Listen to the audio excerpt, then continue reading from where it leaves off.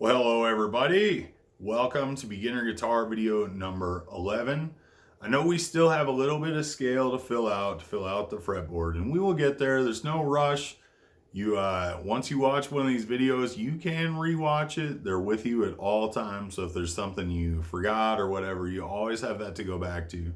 Today I want to take a little bit of a turn into songwriting finally, because that's really what I love to do. I love to write music, write songs. That's what I've done since I got my first guitar. For whatever reason, I really gravitate towards that, and it makes me very happy.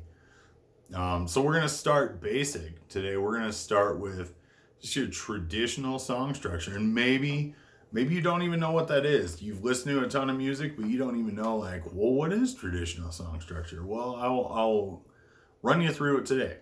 Traditional song structure generally is some form of an intro, could be derivative from the verse generally. It's basically just getting you to that first verse, and in pop music, you kind of want to get there quick because the chorus, where the hook is, where you want to get to first. So you have basic song structure usually is verse, chorus, a bridge, some sort of middle section, and then you hit that chorus again, and you might do a double chorus at the end of the song and then get out of there. Basically, you're just going to end the song. But the chorus is the hook, the part that gets you going, like Katy Perry, Hot and Cold, you're hot and you're cold. That's the hook, man. That's the part that everybody's kind of waiting to hear. The rest of the song, most of the time, if you ask anybody about the rest of the song, what happens in the verses of a song, they don't even know. And it's sad. It makes me sad as a musician, but a lot of times they're like, I don't know, I just like that one part. It really gets me the beat, and everything. It's like, well, whatever. Anyhow, so in songwriting, that's kind of where you want to start. So if you start with the chords and stuff we've been working on,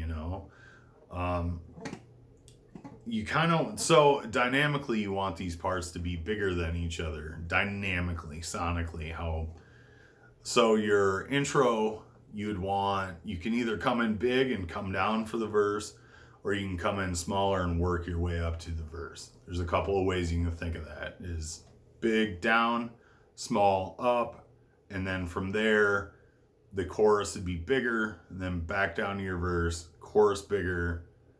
Your bridge would be a little smaller, sort of in the realm of the verse in a way, but kind of even, depending on how you look at it, it's kind of even less important, because it's not like you only hear it one time. It's not like you come back to it and hear it again. Like a verse, you get two verses which are very usually identical or very similar, same melody going on. The bridge introduces like a new melody usually and some new stuff, and then you come back to the chorus. So it's like a third verse that's not even important a lot of times.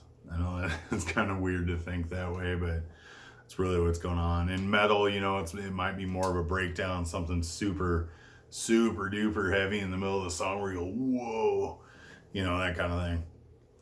So let's say you want to use your G, C, D, maybe even E minor. Let's throw E minor in there. Okay, then we got 1, 4, 5, 6 on the table. Okay, so you want to come in, let's say you want to come in big and then get down to the verse. Well, you're going to start big on your 1 chord. Maybe rock the 4 chord. Okay? You're going to establish your feel.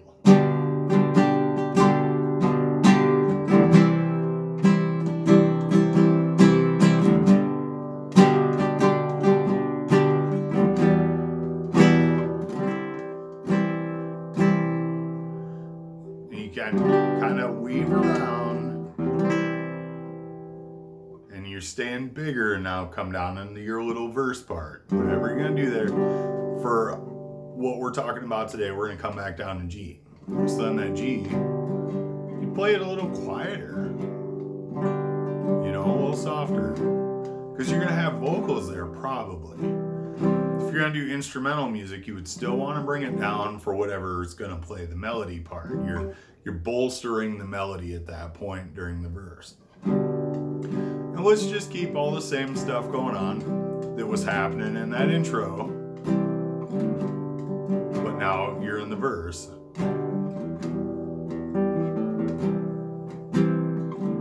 So you've got that E minor workaround to the C, back to the G still in there, just like you did at the beginning. So let's run it quick, real quick, just the big parts, you know.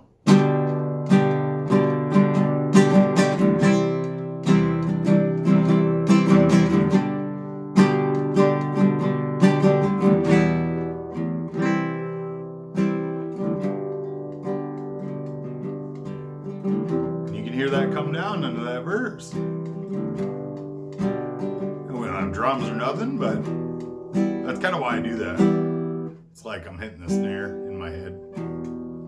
Okay. And then we come back to that C, and we're back to G. That's our part that we keep kind of running through, right?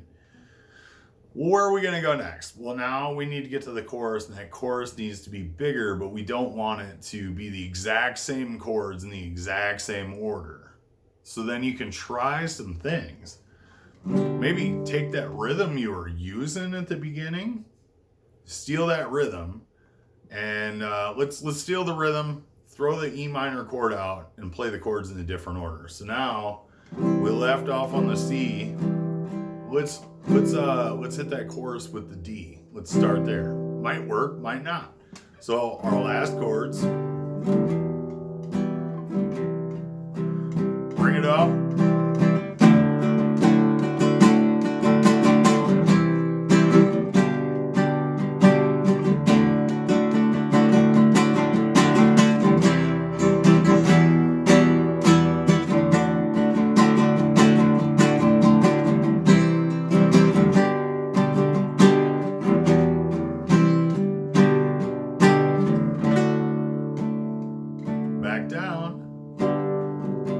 Back to the verse.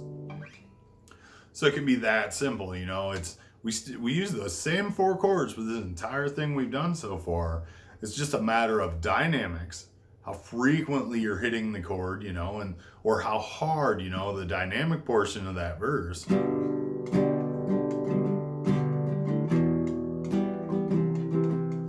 Yo, we're hitting it pretty soft.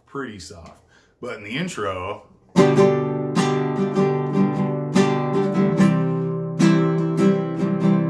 hitting them pretty hard. Now when the chorus comes, we introduced a bit of a new rhythm, and kind of we're holding that D and then relieving it out into the, you can hear some relief there, right?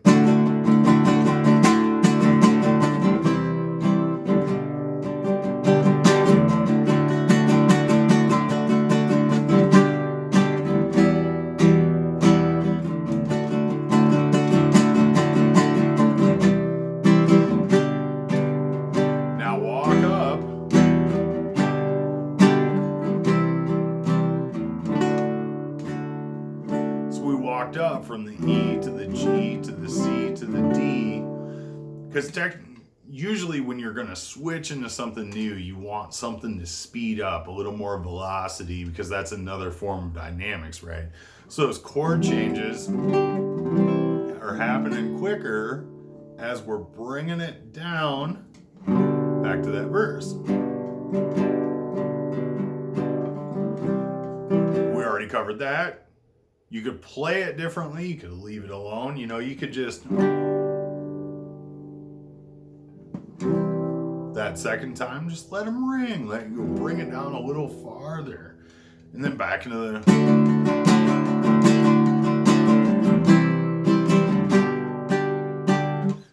big into that chorus. Now, we talked about there being a bridge section. Well, we've already done this. Right? We've already covered that in the intro, that order going from G to C to G to E to C. That order has already happened, but we've been pretty light on that E minor chord. So we could do a fake shift in that bridge into E minor. So then we can introduce a new chord. And again, still in G major, you know we have an A minor chord.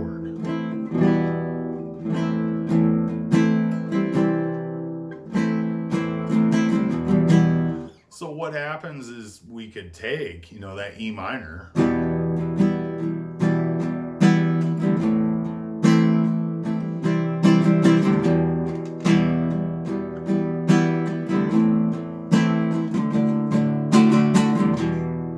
And just kind of use a different rhythm. So now we've got E, we've got A, C, E, A, D. Now I would normally overthink where that D is because I'm like, oh man, we're coming back to the chorus and I'm just playing a D there. The chorus is going to start on a D. Is that a bad idea to use a D there? Well, you have to decide that. What do you think? I mean, you could still...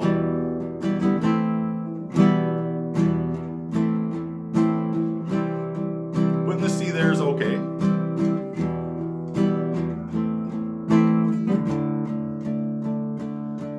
Maybe do an extension.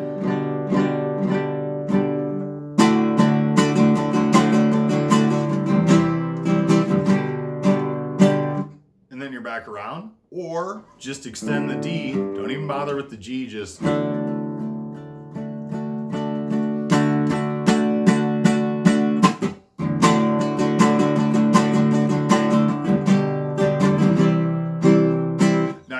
chorus, you could vary it. You could go C to G, go G to C.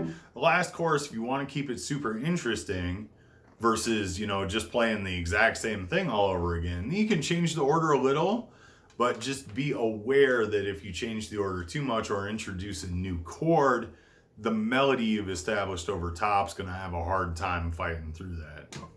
So this is songwriting video number 1, but it's, you know, beginner video number 11. I just wanted to cover, you know, like if maybe you're tired of learning technique and all this garbage and you're like, well, now what can I do with it? What can I do with what I already know? Well, there's just one simple song structure you can use. People have been using it since the dawn of time. I mean, even you go listen to like the Metallica Black album, that structure's there all over the place. Now you can always add more parts. You can always adjust parts. You can always have a verse where the second half, it's different than the first half, but harmonically, chords wise, it's still the same. But that song structure we just covered is the basis of like 90% of the music that you would ever listen to or hear on the radio.